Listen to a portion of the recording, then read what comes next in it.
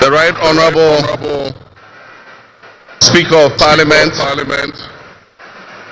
Honorable Members of Parliament, Her Excellency, the Vice President of the Republic of Ghana, Jane Nana Opoku-Agyeman, Her Ladyship, the Chief Justice, Your Excellency, Bola Ahmed Tinubu, President of the Federal Republic of Ghana, and special guest of honor for this occasion, Your Excellencies, Presidents, Heads of Government and Development Agencies, Your Excellency, Nana Addo Akufo-Addo, and former Presidents, Your Excellency, Dr. Mahamudu Bawumia, distinguished invited guests, ladies and gentlemen, my brothers and sisters, I wish you a good morning, and we give thanks to the Almighty God on this occasion. Our Father who art in heaven, we thank you for giving us this day, a day that offers me, your humble servant, a unique opportunity to work to reset our dear country, Ghana. 32 years ago, on January 7th, Ghana made its first and most successful democratic transition, a reset with the swearing in of the newly democratically elected President, Jerry John Rawlings, of blessed memory. Our nation was returned to a multi-party democracy with a new constitution that went into effect, and the Fourth Republic was officially established. I refer to it as a reset because on that day in 1993, we made our fourth attempt at establishing a democratic system of government with term limits based on free, fair, and transparent elections. The handover of power on January 7, 2001 between former President Jerry John Rawlings and at the time the newly elected President John Addo tested that reset, and our nation passed with flying colors. So today, with my induction as the new President of the Republic of Ghana, history is being made once again, and it is a history worth repeating every 4 years with each newly elected President. Today, we're also making a different kind of history, one that speaks to our maturity as a democracy, a nation of citizens enfranchised with the authority at the polls to determine their political future. Today's exercise between the outgoing President, His Excellency Nana Addo Akufo-Addo, and I feels a bit like a deja vu. That is because 8 years ago to this day, on January 7th, 2017, we shared this same space and performed this same transitional exercise. At the time, I was the outgoing President, having served one term, and he was the incoming President, having been given a mandate by the people of Ghana to lead this great nation of us. He and I both understood on that day, as I'm sure we are today, that it is the people of Ghana that we are elected to serve. Somehow, it seems fitting that it is with Nana Akufo-Addo that I twice shared this stage and this unique historical distinction. Because Nana Akufo-Addo and I began our national political careers in Parliament in the same year, 1996. He has always greeted me with warmth, a firm handshake and a smile, and he is perhaps the only person in my life who has persistently chosen to call me Johnny. While we belong to opposing political parties, we shared a sense of mutual respect. In those early days, we probably could not have imagined that destiny would bring us to the leadership of our respective parties, and that we would have to face off 3 separate times as we each vied for the highest office of the land. Nana, as this will be our final meeting under these circumstances, and as I look back on the journey we have traveled together, two much younger men who entered Parliament together with a full head of black hair, and you with the same bald head and round eyeglasses, I have to say that you have, without exception, been a worthy opponent. I extend my warmest wishes to His Excellency, the former Vice President, Dr. Alhaji Mahmudu Bawumia. It was a grueling campaign, and we gave it our all. Your sportsmanship in making an early concession eased tensions and contributed to the early conclusion of the electoral contest. I wish you all the best in your endeavors. And we gave it our all. My brothers and sisters, the world in which Ghana exists today, as I begin this presidency, is not the same world in which we have lived under other presidencies. There are tensions and conflicts that have not previously existed between nations. These tensions and conflicts place pressure on alliances to decide where we will support. There's a seismic shift happening within the system of global economic dominance. Whereas the G7 nations, United States, the United Kingdom, Canada, France, Germany, Italy, and Japan once provided the highest percentage of the world's GDP, over the last decade, that introspection and reflection on the pulse of our nation would reveal that many within our population do not feel that they have benefited from or partaking in this democratic dividend. Where people buffeted by severe economic crisis and hardships, and in the last few years, we have lurched from crisis to crisis. But there is hope on the horizon. Today should mark the beginning of a new opportunity.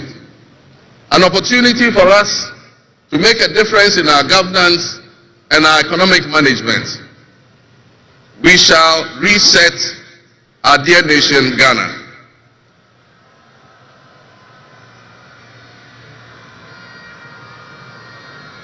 To the millions of my fellow countrymen and women who joined long queues and waited in the sun for their turn to vote for me, you have my sincerest thanks for honoring me. My firm, immutable assurance is that your votes will matter in the work that I'll do to make a difference in the destiny of this dear nation of ours. Your courage to bring change will not go in vain. Our nation was born with much promise. That promise would seem hazy and in doubt now because of all that has happened in the past. But I urge you, my fellow countrymen, not to be sucked into a state of perpetual pessimism. For some time, our country has urgently needed leadership with an unwavering desire to get things done. I, with all humility, assent that I intend to be that leader with your cooperation and your help. As your next leader, I shall strive to exercise sound judgment and be able to make the right calls at the right time. I will have the humility and presence of mind to take responsibility for any challenges and be willing to act firmly and timelessly to resolve the challenges that we face as a nation. Since the elections, I have read and heard the word hope used many times in relation to my presidency and what it should offer the citizens of Ghana. I intend to speak plainly and clearly to you today, and every time I address you subsequently, I intend to always tell you the truth. The circumstances we find ourselves in are indeed dire, but even so, I'll be decisive and swift in my actions We'll focus our initial efforts on 4 critical areas. The first is economic restoration and stabilization of the macroeconomic environment. The second is the improvement of the business and investment environment to ensure that Ghana is once again open for business. The third is governance and constitutional reforms. And the final, but not the least, is accountability and the fight against corruption.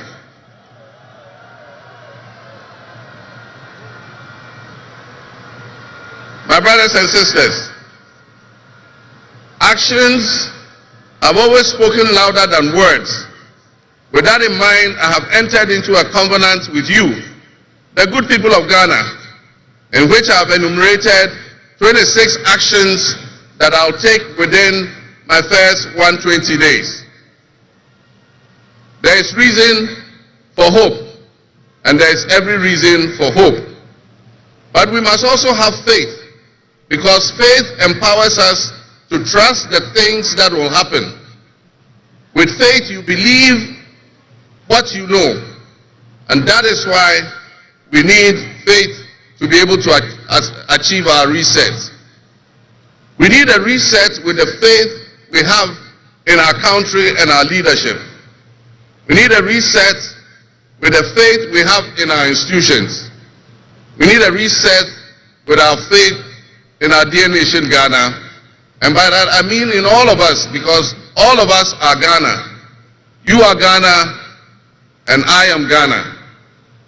All of you seated here today, Ghanaian citizens, you are Ghana. The people who you are with or near you as you watch this on television, in your homes, or listen on radio, or follow on social media are what we call Ghana. I ask that we enter into the covenant with the Ghana we all love and the good people of our country who make up this dear nation. And I ask that you envision a Ghana that you want to live in, a Ghana that you want to leave behind to your children and your grandchildren. What can you do to help build that better Ghana that we all strive for? What behaviors, what attitudes and mindsets can we reset? We need a reset, and we have faith in Ghana's ability to overcome, excel, and be so successful with this reset that it will be difficult to imagine a time when that was not the case. As we stand at this momentous crossroads in our nation's history, I am honored and humbled to accept the mantle of the President of the Republic of Ghana. Today we celebrate a new administration and herald an unprecedented era of opportunity and transformation. With Nana Jane Opoku-Agyeman by my side, we are poised to embark on a journey of progress and inclusivity, united in our vision for a more prosperous Ghana. This day is particularly special for us and for every Ghanaian who dreams of a society where barriers are shattered and ambitions are realized. With the inauguration of Ghana's first female vice president, we have turned a significant page in our history. Nana Jane's ascension to the high office is not merely a personal triumph. It symbolizes our collective commitment to fostering a nation where gender equality and female representation are cherished and amplified. This is a powerful testament to the power of diverse voices to shape the future, voices that have the courage to soar beyond our traditional confines. My brothers and sisters, together as we look to the horizon, we reaffirm our dedication to breaking the glass ceiling that has long hindered many from reaching their full potential. Governance that reflects all segments of our population, strengthens our democracy, and enriches our conversation. We stand committed to enacting policies that empower women and ensure that the door of opportunity is opened wide for our youth and our women, regardless of their background. Together, we'll galvanize our efforts to create a society where every Ghanaian can dream, believe, and achieve without any restraints. Remember that great leadership is not defined merely by the offices we occupy, but by the legacy that we leave for future generations. My administration, along with my Vice President, Nana Opoku-Agyeman, will prioritize inclusivity, accountability, and innovation, forging pathways that will lead to the upliftment of all of our citizens. I'm profoundly grateful for this moment, a cornerstone in our journey towards a brighter future for Ghana. In this resounding victory, I see a clarion call, particularly from the youth of Ghana, a generation that is brimming with potential and dreams that are waiting to be realized. This moment is a powerful affirmation that your voices matter, that your aspirations are valid, and that your future must be our priority. We're committed to translating your hopes into action and creating opportunities for education, entrepreneurship, employment, and empowerment. Our policies will be tailored to sustain innovation and foster industry that engages today's young minds and equip them with the skills needed for tomorrow's challenges. Together with the private sector and captains of business, we will create decent and well-paying jobs. As we embark on this new chapter, I assure you that our decisions will champion diversity in all facets of governance, ensuring that every Ghanaian, regardless of your ethnicity, your gender, your age, your religion, or any background, will have the opportunity to contribute to our nation's story. Ghana's youth represent the heartbeat of our democracy. Their ambition will drive our policies as we strive to create an inclusive, equitable society where everyone has a seat at the table. Our vision hinges on the introduction and implementation of a 24-hour economy. We envisage an innovative and vibrant 24-hour Ghanaian economy, which will also be anchored in agriculture and agribusiness. This innovative approach would unlock potentials that have long remained dormant, enabling us to harness the energy and creativity of all our people. Just imagine a Ghana where our markets are alive and bustling at all hours of the day, with responsive public services accessible at all times, such that businesses can operate flexibly to meet the diverse demands that they are subjected to. And young people, including entrepreneurs, can find opportunities regardless of traditional institutions. The 24-hour economy model will also bolster job creation for the young people, stimulate local industry, and attract foreign investments, and allow us to build resilient communities and a sustainable future. This vision extends beyond mere economic transactions. It symbolizes empowerment, the empowerment of every Ghanaian to contribute to our national progress. My fellow citizens, this vision will allow us to embrace diversity, to cater to varied lifestyles and preferences, and foster a culture of inclusion, ensure that every citizen can enjoy the fruits of his hard work. To the business leaders and entrepreneurs, I invite you to support this new model and join me in shaping a business environment where creativity thrives and where the fruits of your investments contribute to the collective welfare of our nation. Your role in driving our economy forward cannot be overstated. Your innovation and dedication will be a backbone of our success story. And I pledge to you that we would look at the tax regime and rationalize them so that they are more transparent and fair. Members of the business community, I assure you, Ghana is open for business again. Let me thank you, Your Excellencies, my fellow presidents, for leaving what is a busy schedule behind and coming to join us at this ceremony. Your presence brings honor to this inaugural ceremony. And I want to extend my heartfelt thanks to all of you and to our sister countries who have traveled from near and far to be with us today. Your presence is a testament to the strong bonds of friendship and cooperation that exist between our nations. And I promise you I will work to foster the partnerships that transcends our borders, and I'll work collectively with you towards regional stability, economic growth, and mutual respect between our nations. To my friends from across Africa and the world, I thank you and welcome you to Ghana. And in our local parlance, I say Akwaba to all of you. To my family and fellow citizens, my wife Lodina, I thank you for your unwavering support and commitment to our shared vision. This journey is not mine alone, it belongs to all of us. It belongs to each of you.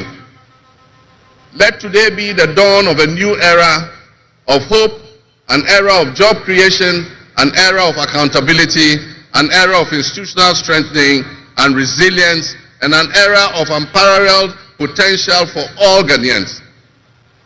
We will write the next chapter in Ghana's story, and it will be one of promise, transparency, and transformative progress.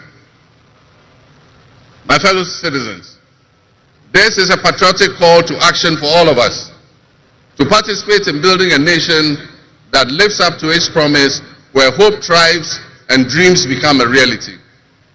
Together, let us cultivate a brighter future for our beloved Ghana, where unity, progress, and equality are not just ideals we aspire to, but are the very fabric of our nation.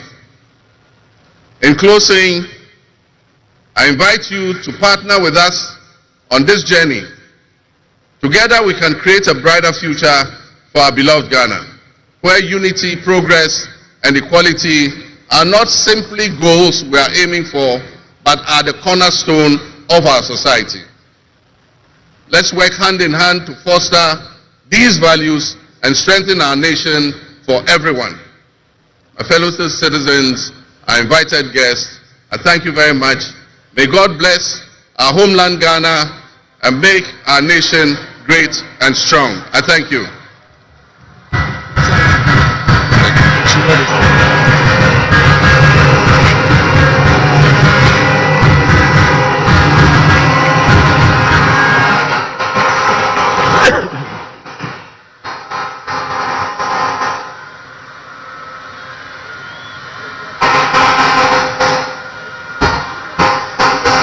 Yeah.